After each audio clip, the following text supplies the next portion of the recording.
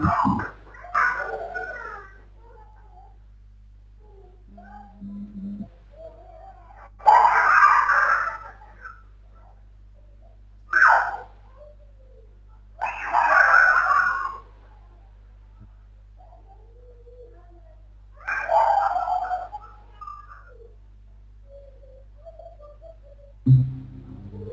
Semua sudah lihat ininya presentasi saya,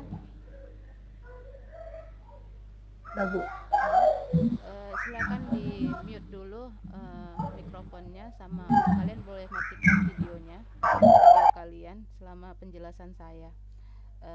Nanti di dalam sesi saya menyampaikan mungkin ada pertanyaan, silahkan diaktifkan. Kita Baik. mulai kuliah kita pagi ini ya. Sistem plumbing dan sanitasi. Kita jadi seperti yang saya sampaikan tadi, plumbing adalah bagian dari utilitas, salah satu bagian dari utilitas bangunan. Plumbing bahasa Inggrisnya pakai U ya, tapi sudah dibahasa Indonesia kan pakai A, plumbing. Eh, Harusnya bahasa Indonesianya ini pakai kata pemipaan, tapi kita nggak tahu nih ahli bahasa kita ya. Nah, di dalam undang-undang kita nomor 28 tahun 2002 tentang bangunan gedung, dan peraturan-peraturan turunannya itu mengamanatkan bahwa setiap bangunan gedung harus memenuhi persyaratan keandalan yang meliputi keselamatan, kesehatan, kenyamanan, dan kemudahan. Nah, plumbing ini adalah salah satu item penting untuk permasalahan yang empat ini, terutama masalah kenyamanan, kemudahan, dan kesehatan juga ya, termasuk keselamatan dengan mm, beban-beban bobot-bobot tertentu. Baik, kita masuk ke apa itu plumbing. Ini definisi dari buku dan beberapa sumber yang saya kutip. Yang pertama, plumbing merupakan suatu sistem penyediaan air bersih dan penyaluran air buangan di dalam bangunan.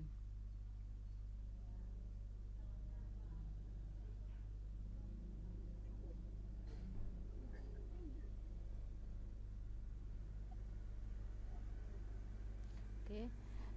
Kalau menurut SNI, plumbing merupakan merupakan segala sesuatu yang berhubungan dengan pelaksanaan pemasangan pipa dan peralatan di dalam gedung atau gedung yang bersangkutan dengan air hujan, air buangan, air minum yang dihubungkan dengan sistem kota atau sistem lain yang dibenarkan.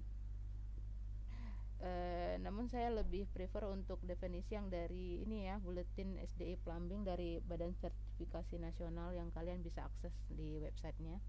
Plumbing itu merupakan seni dan teknologi pemipaan dan peralatan untuk menyediakan air bersih, baik dalam hal kualitas maupun kontinuitas, yang memenuhi syarat dan pembuangan air bekas atau kotor tanpa mencemari bagian penting lain untuk mencapai kondisi higienis dan kenyamanan yang diinginkan. Jadi sepertinya definisi ini lebih tepat memenuhi yang tadi sesuai dengan undang-undang yang sebelumnya saya sampaikan. Nah, sebelum kita bicara pemipaan atau plumbing, saya perlu sampaikan isu global ya terkait bagaimana bangunan dan masalah air di dalamnya. Ini penting agar nanti di dalam kalian mendesain, kalian memahami sebenarnya uh, semangat dari perencanaan plumbing yang ada di bangunan.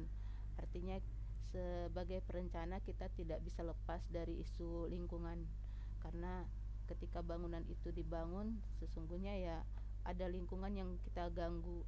Jangan sampai kita mendesain malah merusak lingkungan, harusnya meningkatkan kualitas lingkungan. Itulah perencanaan yang baik. Nah, isu global ya mengenai pemipaan atau air ini ya. Air pemipaan adalah alat-alatnya, adalah konservasi air. Jadi di dalam perencanaan air kita perencanaan pemipaan di dalam bangunan kita harus memikirkan aspek bagaimana untuk mengkonservasi air ya, menyelamatkan air. Kenapa air mungkin di kita Indonesia mungkin mudah didapat ya, air banyak, ada air hujan, gunung ya. Walaupun di beberapa tempat di daerah kita kayak di Nusa Tenggara itu ya, atau daerah-daerah eh, yang di timur itu kesulitan air. Namun secara umum Indonesia itu masih berlimpah air bersihnya. Namun kita walaupun berlimpah, kita tetap harus memikirkan bagaimana air ini dikelola dengan baik, tidak berlebihan digunakan dan efektif, tidak mubazir kalau di dalam ilmu religinya ya. Nah, jadi pada konsepnya ketika kita merencanakan bangunan, kita harus membuat perencanaan yang mengurangi penggunaan air yang berlebihan. Kemudian mencegah kebocoran pada sistem pemipaan. Bocor artinya ya air yang tidak tepat guna itu kalau bisa tidak ada gitu. Jadi risiko-risikonya itu dipikirkan supaya tidak terjadi. Nah, itulah gambaran di dalam perencanaan pemipaan atau plumbing. Konsep-konsep material bangunan, material pemipaan maupun alat-alat sanitasi itu mengarah ke sini agar penggunaan air itu benar-benar seefisien mungkin. Makin lama makin sedikit ya. Jadi teknologi akan menuju ke sana. Nah, ini gambarannya apa itu efisiensi air pada bangunan. Itu adalah penggunaan air domestik yang selama ini kita gunakan urusan kamar mandi, masak dan lain-lain.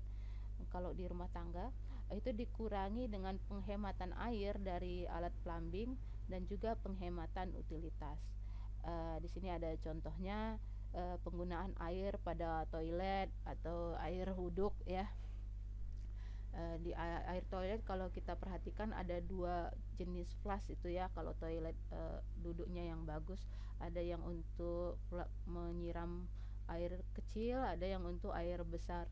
Nah, itu berapa liter yang terpakai itu dihitung.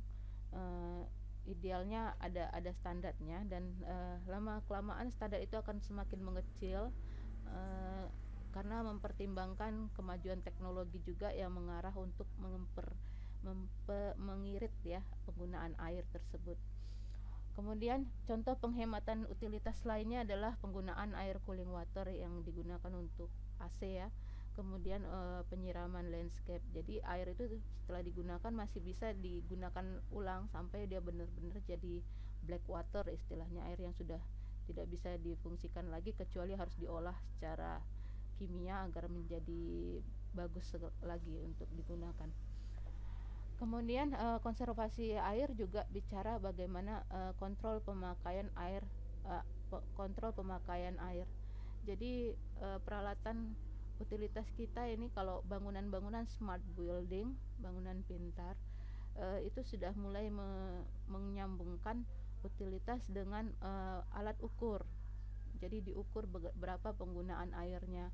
Jadi ada bangunan-bangunan yang itu memiliki label sertifikat bahwa dia adalah bangunan yang green building ya, green building sertifikat. Pemerintah kita juga sudah mengadopsi itu. Nah, itu dibuktikan dengan ukuran-ukuran penggunaan airnya terutama. Jadi ada peralatan pengukuran air yang disematkan di bangunannya sehingga bisa dipastikan bangunan tersebut itu efektif dalam menggunakan air, dan kalau terjadi kebocoran juga bisa terdeteksi dengan ini. Jadi ini perkembangan bagaimana utilitas bangunan di bidang pemipaan ke depan. Water efficiency. Jadi penggunaan air benar-benar harus kita pikirkan secara efektif. Jadi kebiasaan kita pun di keseharian juga harus memikirkan itu ya. Jangan nanti kebiasaan umum ya yang kita temukan sehari-hari itu memakai air, mengisi bak itu sampai berluber keluar, tidak dimatikan ya. Nah, ada teknologi yang menghubungkannya itu supaya dia bisa mati otomatis begitu. Jadi kita pun secara individu harus juga melatih tetap efektif dalam menggunakan air. Jangan mubazir. Karena desain kita juga akan mengarah ke situ. Kemudian material bangunan untuk utilitas ini juga mengarah kepada teknologi yang sehemat mungkin menggunakan air. Nah, ini yang sering, ini salah satu teknologi di ini ya, digunakan di kaca maupun alat sanitasi lainnya nih juga sudah mulai diterapkan, istilahnya microfiber atau nanoteknologi sih yang paling populer ya. Jadi diminimalkan upaya untuk membersihkan bangunan itu sedikit mungkin, kalau bisa tidak ada, ditiadakan. Nah, yang di masalah pemipaan atau sanitasi itu biasanya kan di kloset ya, kloset kan perlu ekstra membersihkan. Nah, itu ada teknologi di mana kloset tersebut tidak ada sangkut noda gitu di dinding-dindingnya, sehingga tidak perlu banyak air untuk membersihkannya, langsung keluar saja itu kotoran karena memang tidak lengket di materialnya. Nah, itu yang dikembangkan ke depan, dan tentunya saja teknologi ini sesuai dengan harganya ya mahal, namun sebenarnya secara lingkungan dia berdampak positif. Tidak perlu perawatan, hemat air, jadi ada nilai tambah sebenarnya yang didapat walaupun di awal harganya mahal. Itu gambaran bagaimana teknologi, bagaimana isu global akan mempengaruhi desain-desain kita di dalam plumbing yang kita harus pahami sebagai perencana. Oke, jadi harus update juga ya bagaimana material-material dan teknologi sanitasi yang ada di sekitar kita, pada prinsipnya menghemat air bersih. Nah, ini kita masuki ke syarat dan mutu bahan. Ini standar secara umum bahwa bahan-bahan yang kita gunakan di dalam perencanaan plumbing ini, yang pertama tidak menimbulkan bahaya kesehatan. Nah, apa ya, ada memang bahan-bahan yang karena dia lahir dari reaksi-reaksi kimia yang masih berdampak terhadap kesehatan. Nah, ini harus diperhatikan. Kemudian tidak menimbulkan gangguan suara, misalnya aliran air yang di dalam pipa itu ya. Kemudian gangguan radiasi, dan tidak merusak perlengkapan bangunan. Ini karena di dalam pemipaan kan bisa juga masuk listrik ya dan lain-lain. Jadi itu juga dipertimbangkan keamanannya. Kemudian instalasinya harus kuat dan bersih, dan untuk khusus air dia harus hemat air. Nah, fungsi plumbing pada kuliah kita hari ini sebenarnya ada 3 ya, namun kita akan fokus pertemuan kali ini untuk menyediakan air bersih dan atau air panas ke tempat-tempat tertentu dengan tekanan yang cukup. Fungsi lainnya juga air untuk proteksi kebakaran ataupun menyalurkan air kotor dari tempat tertentu tanpa mencemari lingkungan sekitarnya. Nah, untuk peralatan plumbing ini tentu saja untuk menyalurkan air bersih, untuk air panas, air kotor, maupun menghubungkan ke peralatan saniter. Nah, ini ada beberapa SNI, Standar Nasional Indonesia, yang terkait plumbing. Tadi juga saya ambil definisinya dari salah satu SNI di sini. Nah, ini sebaiknya kalian kumpulkan untuk wawasan ya, untuk dia baca, dan ini menjadikan tugas kalian, seluruhnya dikumpulkan. Bisa diakses di internet. Nah, kita masuki sistem plumbing air bersih. Sebelum kita masuk ke sini, ada pertanyaan?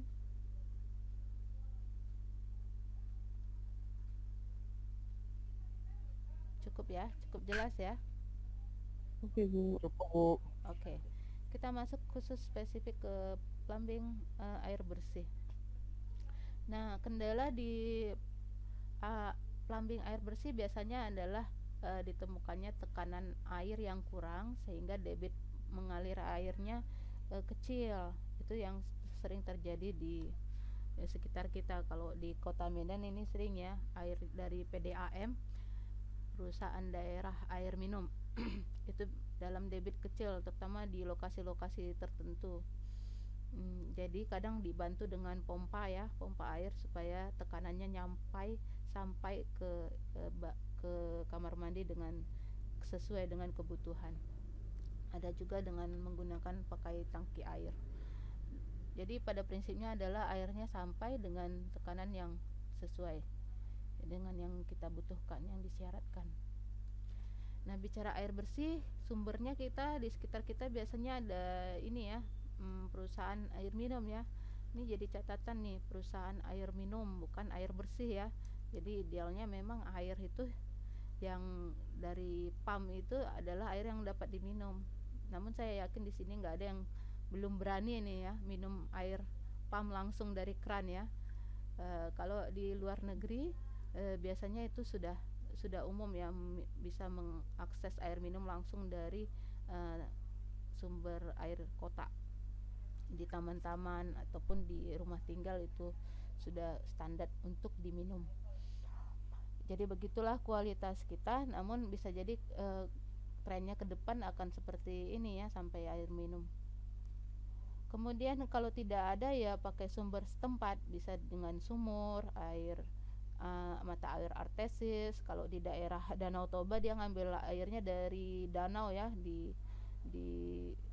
buat pipa ke tengah danau, kemudian disedot dengan pompa untuk masuk ke kamar mandi.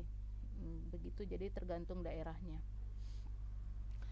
Kemudian di dalam air ini, bicara air tentunya kita harus pastikan airnya air bersih ya. Air bersih itu sebenarnya 3 ini indikatornya, ada secara fisika, kimia, dan mikrobiologis. Secara fisika yang bisa kita lihat secara kasat mata mudah ya, siapapun bisa melakukannya. Jernih, tidak berwarna, rasanya tawar, tidak berbau, temperaturnya normal, dan tidak mengandung padatan. Namun secara kimia bisa jadi air-air yang kita lihat secara fisik itu baik, ternyata mengandung zat kimia yang tidak baik, tidak sehat untuk tubuh. Nah, ini tentunya harus dicek ke laboratorium. Jadi kalau kondisinya tanah mengambil air tanah, ini perlu memang harus diteliti lagi di laboratorium. Kemudian ada masalah mikrobiologis ini juga ya, masalah bakteri yang terkandung di dalamnya. Jadi untuk membersihkan, airnya harus bersih dulu ya, jangan gunakan pembersihan dengan air kotor.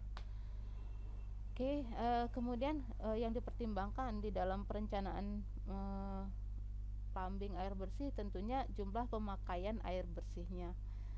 Setiap fungsi bangunan kebutuhannya, penggunanya beda, tentu kebutuhan airnya juga beda. Tidak ada bangunan yang tidak butuh air kayaknya ya, hampir semua bangunan itu butuh air.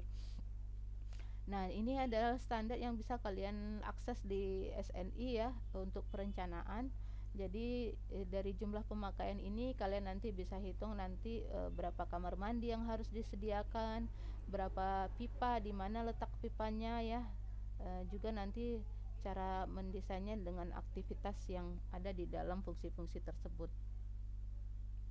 Dari sini nanti bisa jumlah liter yang digunakan bisa kalian hitung juga untuk kapasitas tangki. Kalau dia sudah sangat besar kayak seperti rumah susun, tentunya butuh tangki. Jadi cara menghitungnya juga melihat berapa liter kebutuhan air di dalam bangunan tersebut. Berikut adalah juga kebutuhan air dengan berdasarkan alat plumbingnya ya. Kemudian yang tabel nomor 4, setiap pemakaian dari bak cuci untuk air panas ya. Kemudian tekanan yang dibutuhkan. Nah, ini yang biasanya jadi masalah untuk air bersih ya. Jadi untuk tekanan ini kan hubungannya ke pompa, atau kalau kita menggunakan gravitasi ya tingginya tangki ya. Nah, ini tentu nanti akan koordinasi dengan ahli mesin ya, mekanikal, elektrikal. Namun kalau untuk fungsi-fungsi rumah tinggal biasanya sih arsitek udah harus paham lah. Disinilah kita coba kuasai ya. Namun untuk tingkat fungsi yang makin kompleks itu harus bekerja sama dengan mekanikal, elektrikal. Kemudian sistem penyediaan air bersih bisa dibagi 3 ya. Yang umum kita lihat adalah sistem sambungan langsung.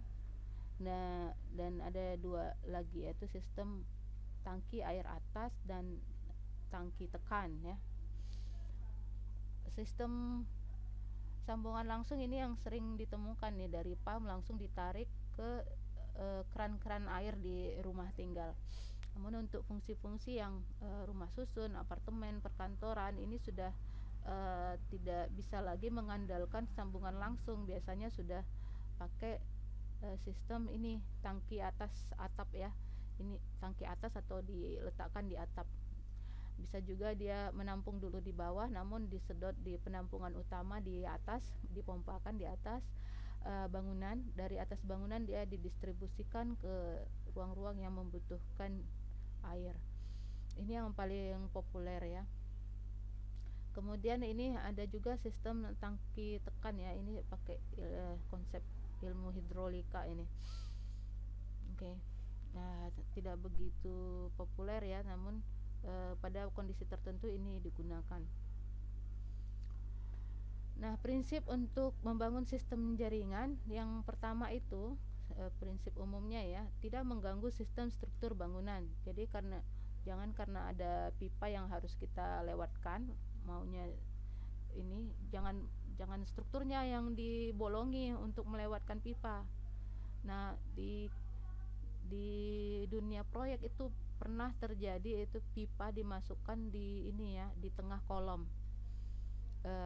Proyek ruko itu biasa seperti itu, karena kolom itu cukup besar ya, misalnya kolomnya 20 kali 20, di tengahnya itu kan, di tengah rangkaian besi itu dimasukkan pipa drainase.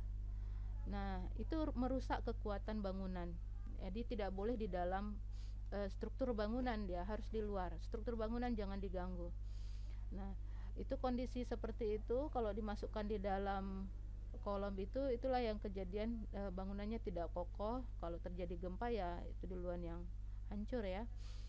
Namun saya pernah lihat itu cukup populer terjadi di sekitar Medan ya, dimasukkan pipa drainase di dalam struktur bangunan supaya tidak terlihat. Sebenarnya ya, mereka ingin mengejar estetika namun tidak aman. Nah, yang kedua, tidak mengurangi estetika. Namanya pipa ya, kesannya jorok ya, apalagi jika ada kebocoran. Nah, seringnya ini memang ditutupi, terutama untuk pemipaan di hotel ya. Jadi di perhotelan itu ada satu ruang antar kamar mandi yang disebut namanya saf ya. Saf itu ruang kosong yang khusus untuk letak pipa-pipa. Nah, itu biasanya tidak diekspos, ditutup dengan lemari yang bisa dibuka untuk pemeriksaan, dan biasanya dihias dengan lukisan supaya nggak kelihatan ya, jadi tetap terjaga estetikanya. Itu salah satu cara, tidak mengurangi estetika. Namun di beberapa kasus ada juga yang malah mengekspos pipa-pipa ini, ditampilkan, dibuat telanjang, dibuat belok-belokannya itu terlihat jelas ya, dan kasih warna-warna mencolok. Jadi kuncinya memang dia berfungsi sebagai utilitas, namun tetap estetika juga yang utama ya. Jadi tergantung gimana konsep perencanaan kalian. Kemudian walaupun dia terlindung di ini ya, di dalam ataupun di luar, pada prinsipnya dia harus terlindung. Peralatan plumbing ini harus terlindung karena dia seperti kalau di tubuh kita ya, urat nadi darah kita lah ya. Jadi harus terjaga ya. Jangan sampai mudah dirusak oleh disabotase orang ya untuk merusak itu. Jadi tetap terlindung dan mudah dirawat. Kemudian peralatan saniter itu harus memenuhi standar. Nah, peralatan pemipaan ini semua ada standarnya, dan biasanya kalau di pasaran itu selalu ada logo ya, cap SNI ya, Standar Nasional Indonesia, yang paling populer kita temukan. Nah, itu di semua pipa pemipaan maupun alat-alat saniternya, kloset, wastafel, kamar mandi, kran dan lain-lain, itu harus ada standarnya. Itu yang secara umum. Secara teknisnya kalian bisa baca lagi di SNI. Ini saya copy paste dari SNI. Ini gambaran skema jaringan air bersih ya. Jadi kalau air bersih umumnya dimensinya tidak begitu besar ya, 1,5 inci ya, 2 inci ya. Untuk menempel di bangunan 1 inci. Jadi besar kecilnya Pipa ini berdasarkan letaknya ya. Kalau sudah di keran biasanya 3/4 inci, tergantung debit yang dibutuhkan untuk keluar. Ini gambaran dari perencanaan plumbing air bersih untuk bangunan yang berlantai ya. Upayakan ketika kita mendesain untuk merencanakan kamar mandi, apalagi kalau sudah 2 lantai ke atas ya, upayakan itu kamar mandi pada posisi yang bertumpuk. Jadi di atas kamar mandi ada kamar mandi begitu, atau jangan sampai di bawah kamar mandi jatuhnya ke dapur atau ke ruang tamu. Itu dihindari. Walaupun nanti kita kadang punya keinginan kebebasan desain ya, walaupun nanti bisa diatasi juga dengan penataan plumbing, tapi kalau bisa dihindari. Pertimbangannya adalah jika terjadi kebocoran, jadi jatuhnya air dari plumbing yang bocor itu dia jatuhnya ke kamar mandi juga, tidak ke ruang-ruang yang harus dijaga dari estetika atau yang kotor-kotor ya. Apalagi kalau bocornya itu kan pipa air kotor, jatuhnya misalnya ke ruang tamu, tentunya itu kan sangat mengganggu ya, karena cepat berjamur, kemudian bau ya, jadi mengganggu kenyamanan. Jadi dalam perencanaan bangunan bertingkat upayakan dia berada di posisi yang sama. Ini gambar bagaimana merencanakan pemipaan di air bersih ya, ada air panasnya. Oke, garis yang putus-putus ini adalah air panas dan dihubungkan. Oke, nah yang harus diperhatikan dalam sistem plumbing, bahan pipanya. Jadi pipa ini macam-macam ya, walaupun yang populer di sekitar kita pipa PVC ya, yang ada warna putih, ada yang warna abu-abu ya, dengan ketebalan masing-masing. Kemudian bahan pipa standar untuk pemakaian tertentu itu beda ya. Untuk air dingin dan air panas tentunya beda. Pipa PVC itu tidak bisa untuk air panas, bisa meleleh dia. Kemudian yang perlu diperhatikan juga sistem sambungan. Nah, seringnya terjadinya kebocoran itu di sambungan yang tidak baik. Mungkin tidak baik di perencanaannya, bisa jadi terjadi kesalahan sambungan saat pemasangan. Nah, bisa jadi memang ya penggunaan juga ya, ada yang sumbat, biasanya terjadinya nyumbatnya di daerah sambungan. Nah, ini yang harus benar-benar diperhatikan. Kalau kita bekerja di pengawasan di lapangan ya, sebagai arsitek atau ahli bangunan di pengawasan, ini benar-benar harus dijaga. Karena biasanya tukang-tukang di bidang plumbing ini adalah tukang-tukang yang tidak teruji kompetensinya, karena ini memang pekerjaan yang mudah ya. Kita juga mungkin kita yang perempuan, saya sendiri bisa merakit-rakit pipa itu. Jadi ini biasanya dilakukan oleh tukang-tukang yang belum begitu berpengalaman. Namun kalau dilakukan dengan tidak hati-hati, ini dampaknya panjang ya. Bayangkan kalau rumah sudah bocor, itu benar-benar bikin sakit kepala itu mencari sumbernya ya. Apalagi biasanya pipa-pipa kita ini kan beradanya ditanam di dinding atau di bawah lantai ya. Nah, kalau sudah bocor itu mencari penyakitnya itu membutuhkan waktu dan biaya yang cukup besar, hanya karena permasalahan salah sambung pipa ini ya.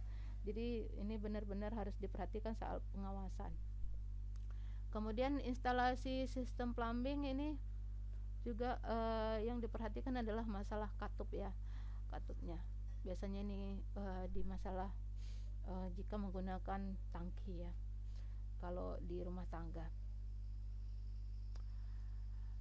Oke, untuk merencanakan sistem air bersih di perkuliahan kita ini, kita akan nanti coba membuat gambar rencana arsitektur bangunan yang bagaimana membuat rencana air bersihnya.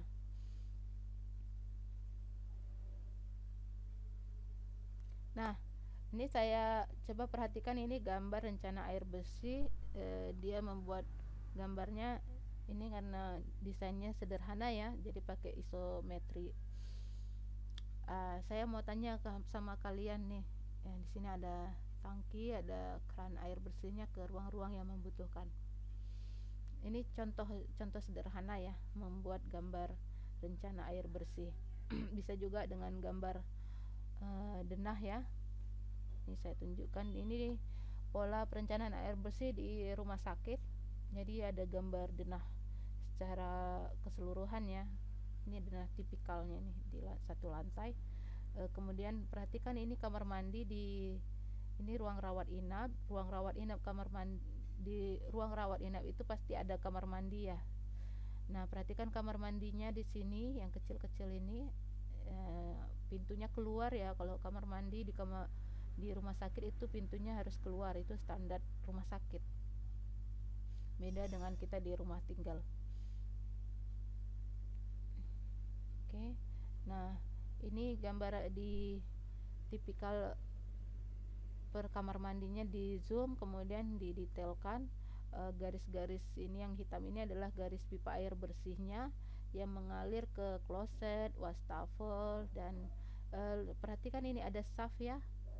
Saf ini yang jadinya pipa yang penghubung pipa secara vertikal. Jadi semua disambungkan ke situ untuk perawatan. Ini contoh gambar perencanaan air bersih. Kita balik ke sini. Ini pertanyaan. Sebelumnya kalian ada pertanyaan tidak? Ibu, Oke. saya tadi sebenarnya mau bertanya mengenai itu pemipaan, terus ada radiasinya itu Ibu.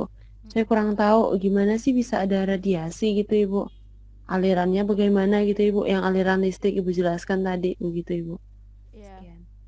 Kalau di air sih belum ada ya, tidak ada radiasi ya. Tapi untuk jenis pemipaan yang ini ya, karena kan pemipaan ini tidak hanya air, untuk fungsi-fungsi kayak pabrik ya, itu kan sudah ada aliran-aliran yang zat-zat khusus, misalnya limbah yang harus dialirkan di pengolahan limbah. Nah, di situ yang harus diperhatikan pada perencanaan yang khusus seperti itu ya. Kita harus kerjasama sih. Jadi materialnya pun memang yang bisa meredam radiasinya kalau ada radiasi ya. Itu fungsi-fungsi khusus. Baik Ibu. Tapi kalau untuk bangunan rumah tinggal, apartemen itu nggak ada. Mungkin rumah sakit ada ya. Rumah sakit ada untuk ruang operasinya ya. Berarti untuk khusus maksudnya ruangan daerah bangunan-bangunan tertentu aja Ibu ya. Bangunan tertentu yang menggunakan radiasi. Baik Ibu, terima kasih Ibu. Ada lagi? Kinan? Satu lagi siapa tadi yang hadir? Arif Nasution. Ibu. Ya. Nah Ibu. Ya. Jadi kalau misalnya di mall itu menggunakan tangki air kah atau ada bak kontrol gitu deh? Di mana? Misalnya di mall gitu, di bangunan besar macam mall. Iya, mall ya. Gitulah Bu. Ya sudah mulailah kalian jalan-jalan. Kalau ke mall kan masih bisa diakses ya walaupun COVID ya. Ya ada tangki airnya. Ada tangki airnya biasanya di atas. Dia atas pakai ya. bak kontrol.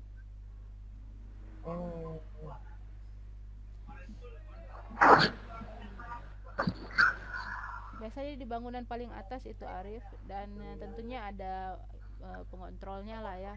Itu tadi katup ya, katup yang tadi saya jelaskan untuk mengalirkan ke ruangan di bawahnya. Itu dia pakai tekanan juga nggak Bu? Kayak yang tadi dijelasin? Ya pada kondisi itu nanti di perencanaannya.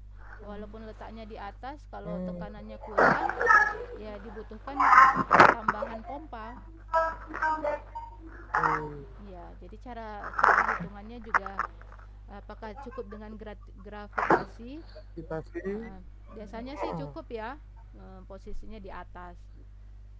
Tapi kalau dia juga terlalu di atas tapi terlalu jauh, misalnya ya kayak Sun Plaza itu jauh banget itu ya, luas itu mallnya kan.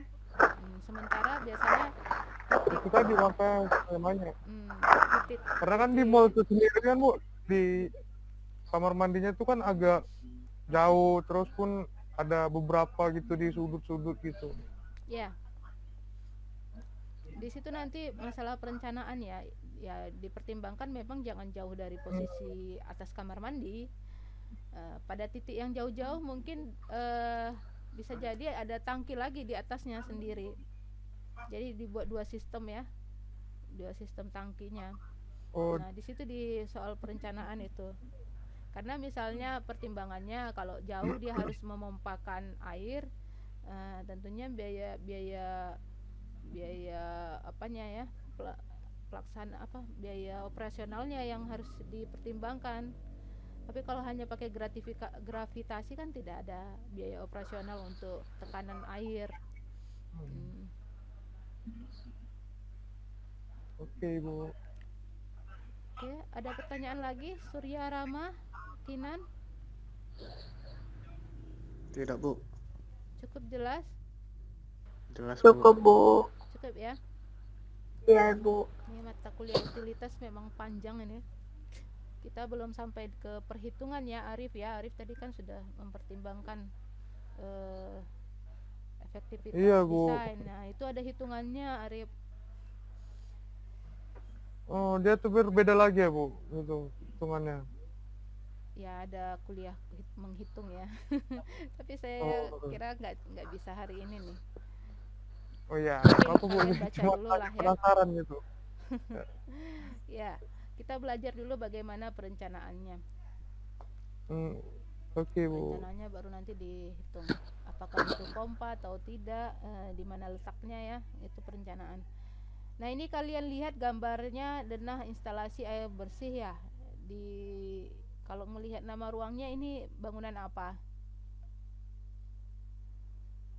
Rumah tinggal, Ibu. Ah iya, rumah tinggal. Oke. Nah, siapa yang bisa Mana lantai satu? ya, rumah tinggal satu lantai. Siapa yang bisa melihat di mana apakah ini sudah cukup baik perencanaan air bersihnya? Sudah cukup baik Bu. Cukup baik. Nah, coba ditambahkan di mana yang butuh air bersih lagi ini. Bentar. Depan, Ibu. Sudah cukup baik Bu. Di depan. Di halaman depan, Ibu. Untuk apa? Sebenarnya kan pipanya itu keran bisa sampai ke depan. Bisa aja untuk halaman, Ibu. Ya. Atau cuci tangan, begitu, Ibu. Ya. Atau kebutuhan seperti cuci motor, cuci mobil gitu, Ibu. Nah, iya. Benar sekali nih, Maria ya. Jadi di dalam rumah, apalagi dengan kondisi COVID sekarang ya, wastafel itu posisinya kan di depan itu. Harusnya kan? Betul, Ibu. Karena sebelum masuk rumah kita cuci tangan. Nah, di depan juga Iya, Ibu. tanpa kondisi COVID biasanya aktivitasnya nyuci kendaraan. Bayangin ngangkat-ngangkat Iya, Ibu. air dari belakang ya, dari tempat cuci, ngangkat air untuk nyuci ke depan. Atau kan nggak mungkin ya motornya dimasukkan ke tempat cuci atau mobilnya ya, masukkan ke tempat cuci untuk dicuci ya. Biasanya kan di halaman depan ya. Dibawa ke kamar mandi. Ya kan Iya, nggak Bu. mungkin. Jadi efektifnya ya kerannya lah diperpanjang. Biasanya pakai selang kalau itu kalau dia Betul, salah Ibu. mendesain dia pakai selang lah ya kan, ditarik keluar. Tapi kalau dalam proses perencanaan yang baik itu harusnya dipikirkan letak keran di depan. Jadi itu contoh ya bagaimana kita merencanakan air bersih di depan. Ini juga bisa ditambahi di ruang makan misalnya kan. Di ruang makan kan biasanya ada wastafel ya untuk cuci tangan. Wastafel. Jadi ada bisa ditambah 2 lagi nih kan.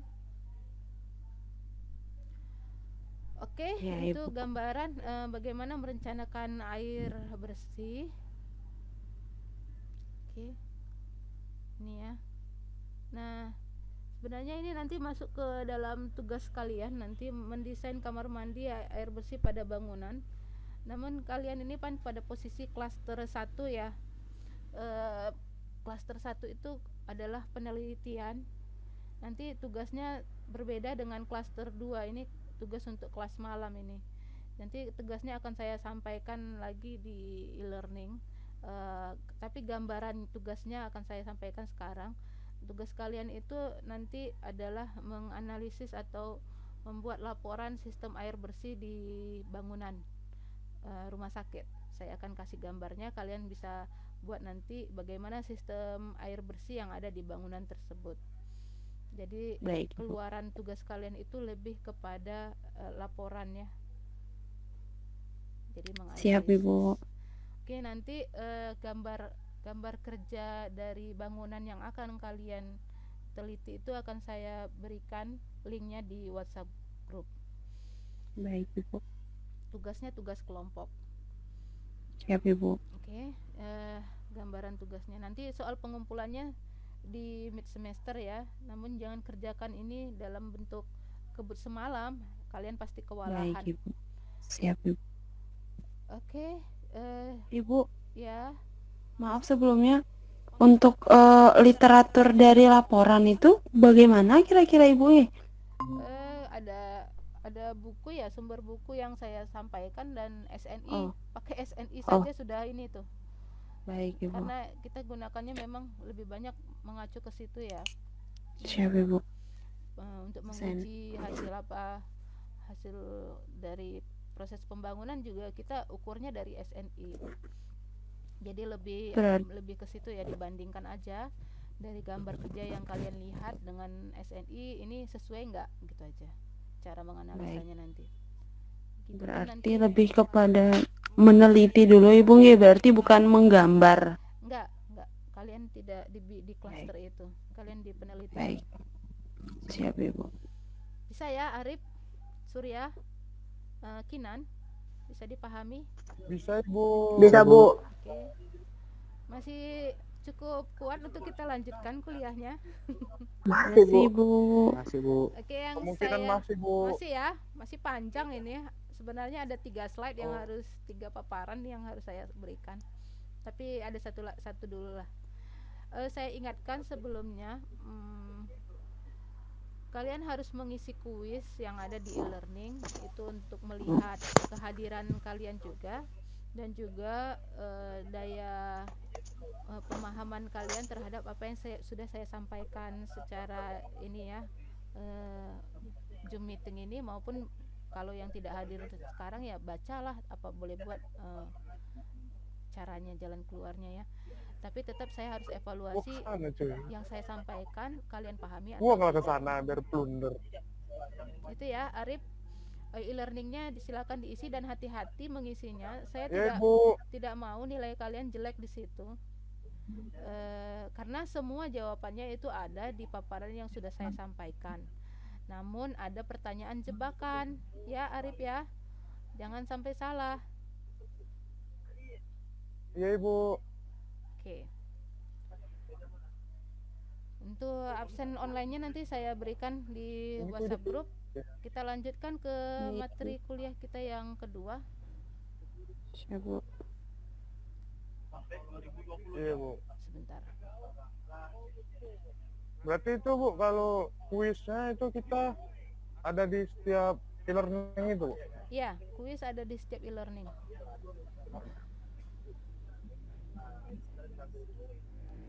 Oke Bu. Sebentar, belum saya buka paparannya. Ada 4 Kenceng pertanyaan. aja lah kayak gini.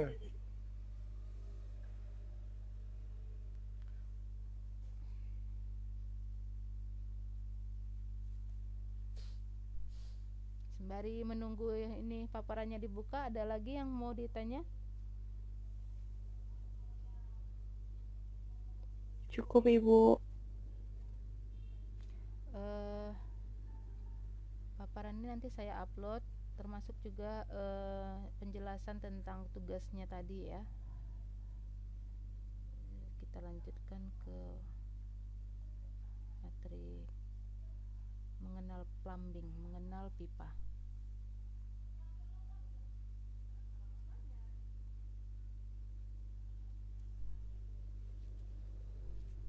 Sudah lihat semua slide-nya? Sudah Ibu. Sudah, Bu. Sudah ya. Bicara pemipaan, kita kenal dulu itu apa pipa. Udah Ibu. Jadi ada sesinya ya, walaupun tadi bicara air bersih, pipa ini digunakan air bersih, air kotor, semua jenis pemipaan ya Bukan pakainya gitu. pipa.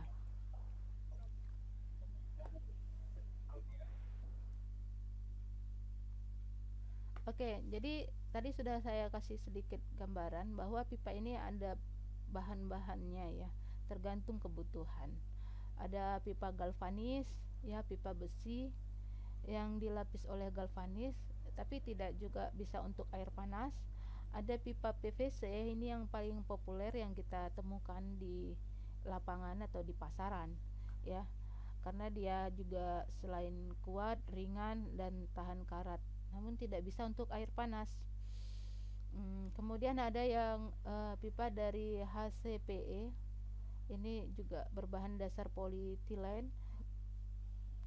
Ini pipa yang lebih tahan terhadap tekanan dan bahan kimia. Pada kondisi tertentu kan kita menggunakan pompa atau tadi mengalirkan bahan-bahan yang kimia gitu ya, karena pemipaan ini tidak hanya di bangunan fungsi umum, tapi seperti pabrik, rumah sakit juga punya cara pemipaan yang khusus juga, bahannya juga khusus. Kemudian yang poin keempat nih, pipa baja ya, bukan baha, itu salah ketik. Jenis pipa yang biasanya digunakan untuk pasokan energi seperti air, gas, minyak ya. Kemudian pipa tembaga. Nah, ini pipa yang digunakan untuk instalasi air panas. Baru kemudian pipa beton, precast. Atau kalau kita di pasaran sering sebut itu riol ya, riol. Biasanya digunakan untuk saluran drainase. Jadi drainase kota juga sebenarnya sistem dari pemipaan sih, namun kita lebih ke bangunan. Kemudian ini syarat mutu bahan pipa atau instalasi plumbing itu daya tahannya harus lama, minimal 30 tahun. Ini standarnya ya. Berarti kalau sudah 30 tahun, misalnya kalian beli rumah usia-usia sudah lebih dari 30 tahun, kalian perlu cek itu pipa-pipanya, karena daya tahannya sudah 30 tahun. Logikanya harus ada penggantian gitu ya. Tapi namun juga penggunaan pipa, misalnya pengalaman saya ya, pipa ini di kamar mandi banyak kadang alat-alat kimia yang bahan-bahan kimia yang digunakan untuk membersihkan. Nah, itu bisa merusak usia pipa juga ya.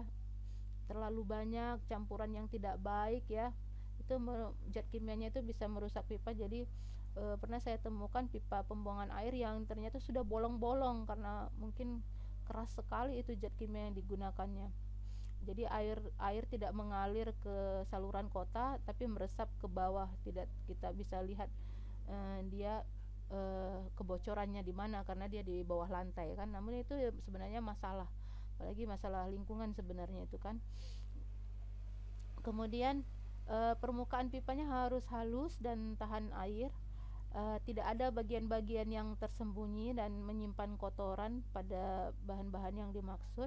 Kemudian pipanya harus bebas dari kerusakan baik mekanis maupun yang lain, dan mudah pemeliharaannya, dan tentunya harus ada memenuhi standar ya. Pipa tadi ada standarnya, SNI tadi salah satunya.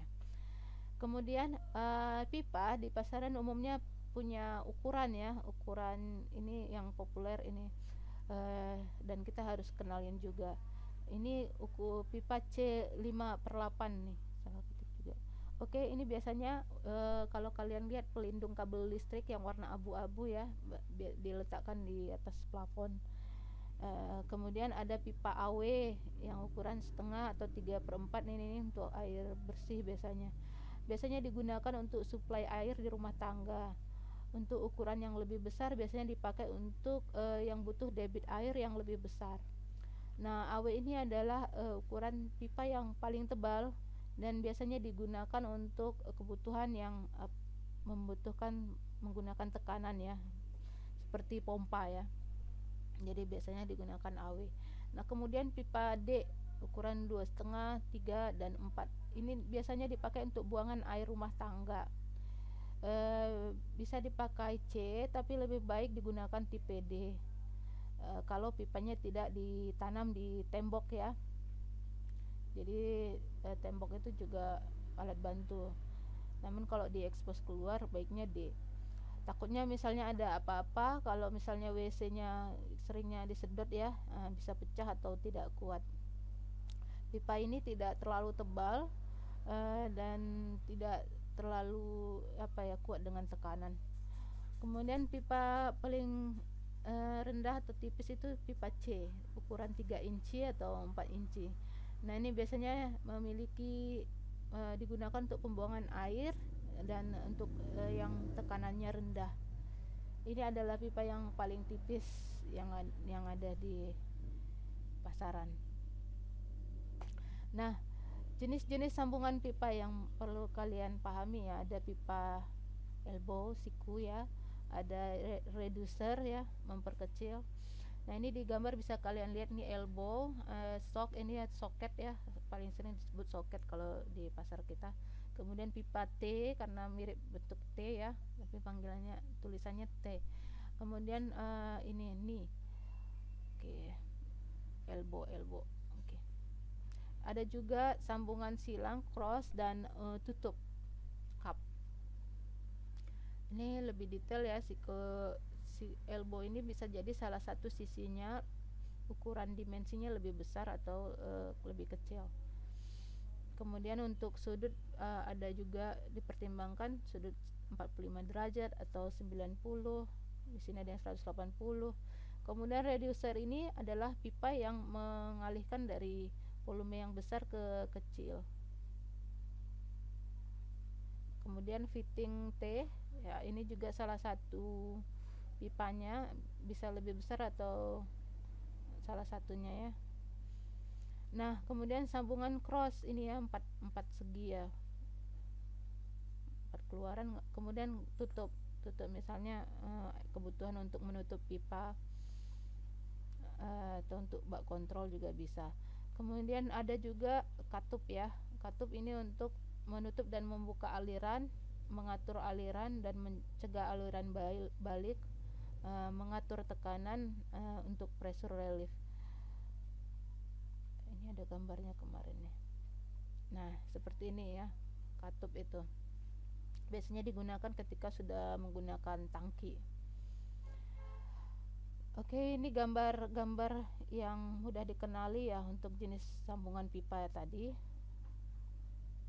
Kemudian ini ukuran-ukuran dari pipa tadi, tebal tipisnya sudah saya jelaskan, AW yang paling tebal, D dan C yang paling tipis. Penggunaannya sesuai dengan tingkat tekanan ya. Kemudian untuk pemipaan juga ada juga istilahnya perangkap.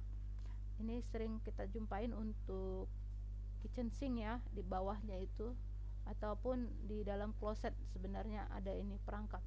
Jadi dia seperti leher angsa, airnya terperangkap di letter U ini sehingga udara dari pipa yang bau itu tidak keluar dan tidak mengganggu kenyamanan.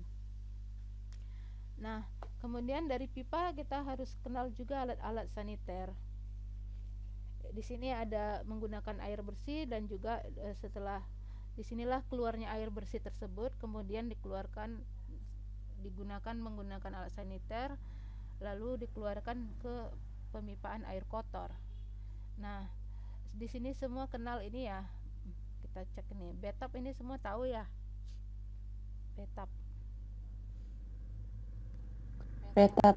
Iya. Tahu Bu. Tahu ya. Kemudian shower, closet ya.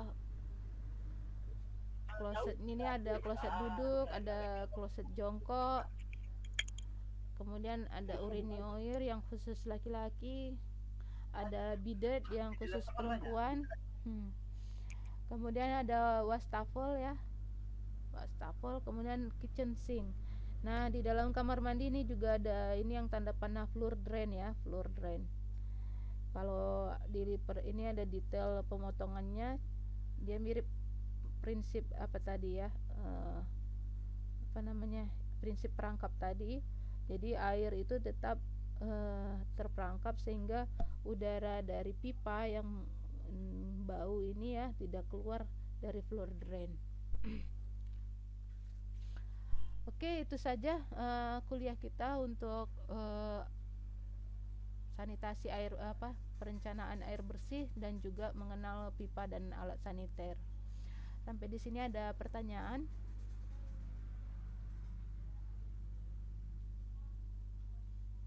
Masih ini? Masih online? Bingung Bu, mau nanya apa? Bingung mau nanya apa? Masih paham, Bu. Ibu, Ya. saya mau nanya Ibu. Yang tadi kan ya perangkap itu Ibu. Maksudnya udara itu loh Ibu. Yang terakhir tadi Ibu bilang terakhir mau minta dijelasin ulang Ibu yang tadi. Sebentar ya. Nih, Ibu.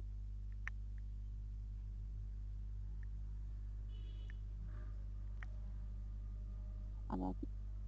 Perangkap. Alat-alat saniter itu Ibu yang nomor halaman 15 Ibu. Yang halaman 15 ini Ya. untuk floor drain. Iya Ibu. Nah, itu yang tentang udara terakhir itu Ibu. Kan di apa namanya? Kayak semua air dalam satu itu pasti otomatisnya keluar ke satu pipa gitu Ibu ya. Iya. Maksudnya udara tadi itu Ibu yang saya kurang paham. Oh, Udara itu maksudnya gimana Ibu? ini air kotor ya. Air kotor Ya. itu kan limbah. Limbah itu berbau. Ya. Jadi di dalam konsep floor drain itu ketika Mm-mm. dia kan mengalirkan air limbah itu ke pipa, pipa itu mengalirkan ke pengolahan air limbah ataupun saluran kota. Nah, air yang tersisa di pipa itu kan air limbah yang kotor dan bau. Bakteri juga di situ kan. Ya. Nah, jadi kalau dia tidak ada perangkap tadi, bau ini akan keluar, dia akan mencari udara keluar. Kan pilihannya kalau dia nggak ke saluran kota, dia akan balik udaranya ke kamar mandi. Oke. Makanya kalau ada kamar mandi yang floor drainnya itu udah rusak, hanya pipa langsung, itu biasanya bau gitu. Karena udara dari parit itu masuk dia ke kamar mandi. Ya kan? Pernah nggak ngerasain kamar mandi yang padahal kita udah bersihin tuh kan? Pernah, Bu, terjadi penguapan yang sangat luar biasa. Ya, tapi udah bersih kok masih bau. Baunya itu dari saluran kota atau saluran pipanya yang masih tersisa air kotornya. Karena itu butuh Apalagi ada tikus. Nah, tikus betul. Tikus itu kan Dibawa tikus lagi, aduh. apalagi tikusnya mati di pipa ya kan? Wah, luar biasa banget, Bu. Begitu. Jadi itu gunanya floor drain ya.